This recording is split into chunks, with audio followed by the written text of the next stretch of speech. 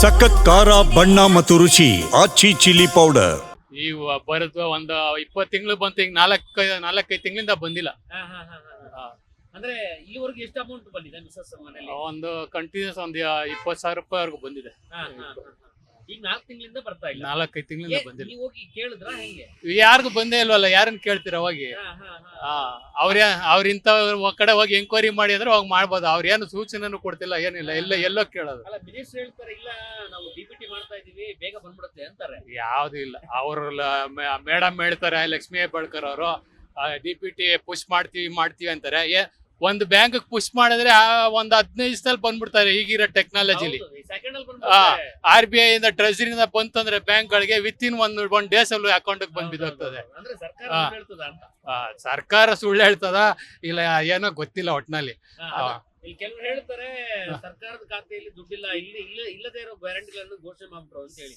Sir, ಇವತ್ತು ಎಷ್ಟೋ ಸರ್ಕಾರ ಬಂದು ಹೋಯ್ತು ಏನೋ, ಜನಕ್ಕೆ ಇಷ್ಟು ದುಡ್ಡು ಕೊಟ್ಟು ನಾವು ಸರ್ಕಾರ ನಡೆಸ್ಬೋದು ಅಂತ ಇವರು ಹೇಳ್ಕೊಟ್ಟಿದ್ದಾರೆ ಅಂದ್ರೆ ಫಸ್ಟ್ ಇನ್ನೆಷ್ಟು ಕೋಟಿ ಸರ್ಕಾರದಲ್ಲಿ ದುಡ್ಡಿರತ್ತೆ ಅಂತ ಅಂದಾಜು ಮಾಡಿ ನೀವು. ಈ ತರನು ಕೊಟ್ಟು ನಾವು ಸರ್ಕಾರ ನಡೆಸ್ಬೋದು ಅಂತ ಇವ್ರು ಹೇಳಿದ್ಮೇಲೆ ಆಗಿನ ಕಾಲದಿಂದ ಎಷ್ಟು ಕೋಟಿ ಇರ್ಬೋದು ಸರ್ಕಾರದ ಖಜಾನೆಯಲ್ಲಿ, ಎಷ್ಟು ಆದಾಯ ಬರ್ತಾ ಇರ್ಬೋದು ಲೆಕ್ಕ ಹಾಕಿ ನೀವು. ಇಷ್ಟೆಲ್ಲಾ ಕೊಟ್ಟು ಇವರು ಸರ್ಕಾರ ನಡೆಸ್ಬೋದು ಅಂದ್ರೆ ಇನ್ನು ಎಷ್ಟು ಕೋಟಿ ತಿಂದಿ ತೇಗಿಲ್ಲ ಆಗ್ಲಿಂದ ಸರ್ಕಾರಗಳು. ಇಷ್ಟು ಸಾವಿರಾರು ಕೋಟಿ ಫ್ರೀ ಕೊಟ್ಟಿ ಜನಕ್ಕೆ ಕೊಟ್ಟಿ ಇನ್ನೂ ದುಡ್ಡು ಸರ್ಕಾರ ನಡೆಸ್ಬೋದು. ಏನ್ ತೊಂದ್ರೆ ಇಲ್ದಿರ ಅಂದ್ರೆ ಎಷ್ಟು ಆದಾಯ ಬರ್ತಾ ಇರ್ಬೋದು ನಮ್ ಕಡೆ ಲೆಕ್ಕ ಹಾಕಿ. ಅದು ಫ್ರೀ, ಎಲೆಕ್ಟ್ರಿಕ್ ಬಿಲ್ ಫ್ರೀ, ಎಲ್ಲ ಫ್ರೀ ಇದೆ. ಎಲೆಕ್ಟ್ರಿಕ್ ಬಿಲ್ ಬಸ್ ಏನು ಮಿಸ್ ಆಗಿಲ್ಲ, ಅದು ಬರ್ತಾ ಇದೆ ಅವ್ರಿಗೆ ಅಷ್ಟೇ. ಇದು ದುಡ್ಡು ಬರ್ತಾ ಇಲ್ಲ. ರೇಷನ್ ಬಿಡಿ, ಅವರು ಒಬ್ರಿಗೆ ಕೊಡೋದೆ 4 kg 3 kg ಕೊಡ್ತಾರೆ. ಸೆಂಟ್ರಲ್ದ ಒಂದು 10 ಇದು ಕೊಟ್ರೆ ಡಿಪೋನ 2 kg ಒಬ್ಬೊಬ್ರಿಗೆ ಲೆಸ್ ಮಾಡ್ತಾನೆ, 8 kg ಕಟ್ ಮಾಡ್ತಾನ ಅವನು. ಡಿಪೋಲ್ ಪಾಪ ಕೊಡೋದಿಲ್ಲ, ಮಾತಾಡಕ್ಕೆ ಇಲ್ಲ ಜನ ಅವ್ರಿಗೆ. ನಾವು ಸುಮಾರು ಸರಿ ಫುಡ್ ಅವ್ರಿಗೆಲ್ಲ ಕಂಪ್ಲೇಂಟ್ ಮಾಡಿ ಕರ್ಸಿದ್ವಿ, ಅವ್ರಿಗೂ ಸಮಥಿಂಗ್ ಹೋಗ್ತದೆ. ಬರ್ತಾರೆ ಪಬ್ಲಿಕ್ ಮುಂದೆ ರೋಪ್ ಹೋಗ್ತಾರೆ, ಏನೋ ಹಂಗೆ ಹಿಂಗೆ ನಿಂದು ಅಂತಾರೆ. ಸುಮ್ನೆ 2 ದಿವಸ ತಿರ್ಗಾ 3ನೇ ತಿಂಗಳು ಅದೇ ಚಾಲಿ ಒಂದು. ಈಗ ಮನೇಲಿ ಒಂದು 20,000 ರೂಪಾಯಿ ತನಕ ಬಂದಲ್ಲ ಸರ್, ಮನೆ ಏನ್ ಯೂಸ್ ಮಾಡ್ಕೊಂಡ್ರೆ ಹೆಂಗೆ? ಮನೇಲಿ ಯೂಸ್ ಆಗ್ತದೆ, ಖರ್ಚಾಗ್ತದೆ, ಮಕ್ಳು ಫೀಸು ಗೀಸು ಏನೋ ಇದು ಹೇಳ್ಬಾರ್ದು, ಅಷ್ಟ ಇಷ್ಟ ಸ್ವಲ್ಪ ಖರ್ಚಕ್ಕೆ ಆಗ್ತದೆ ಅಷ್ಟೇ.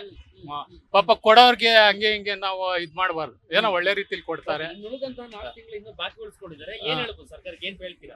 ಅವರು ಸಮರ್ಥವಾಗಿ ಕೊಟ್ಕೊಂಡು ಹೋದ್ರೆ ಕೊಡ್ಲಿ, ಇಲ್ಲ ಅಂದ್ರೆ ಸ್ಟಾಪ್ ಮಾಡ್ಬಿಡ್ಲಿ. ಅವ್ರಿಗೆ ಸಮಸ್ಯೆ ಇದ್ರೆ ನಮ್ಗೆ ಭವಿಷ್ಯಕ್ಕೆ ಮುಂದುವರಿಬೇಕಲ್ಲ, ಇಲ್ಲೆಲ್ಲ ಕೆಲಸಗಳು ನಡಿಬೇಕಲ್ಲ. ಆ ತರ ತೊಂದರೆ ಆದ್ರೆ ಬೇಡ. ಈಗ ಆಡಳಿತ ಇನ್ನೂ 2.5 ವರ್ಷ ಹೆಚ್ಚು ಕಡಿಮೆ ಇದೆ.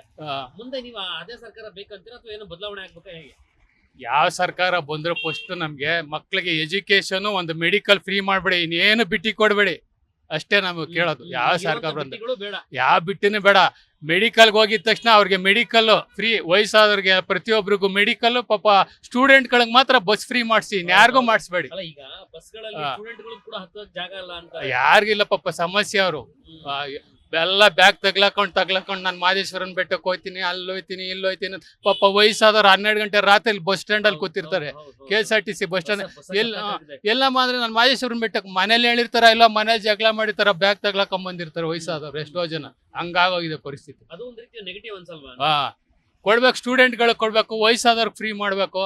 ಪಾಪ ಕೆಲಸ ಕಾರ್ಯ ಮಾಡೋರು ಮುಂಚೆ ಲೇಬರ್ ಕಾರ್ಡ್ ಕೊಟ್ಟಿದ್ರಲ್ಲ, ಆ ಕಾರ್ಡ್ ಫ್ರೀ ಮಾಡ್ಬೇಕು, ಉಪಯೋಗ ಇರ್ತಾರೆ. ಎಲ್ಲಾರು ಜಾತ್ರೆ ತರ ತುಂಬಿಕೊಂಡ್ರೆ ಸರ್ಕಾರಕ್ಕೂ ನಷ್ಟ, ಜನಕ್ಕೂ ತೊಂದ್ರೆ.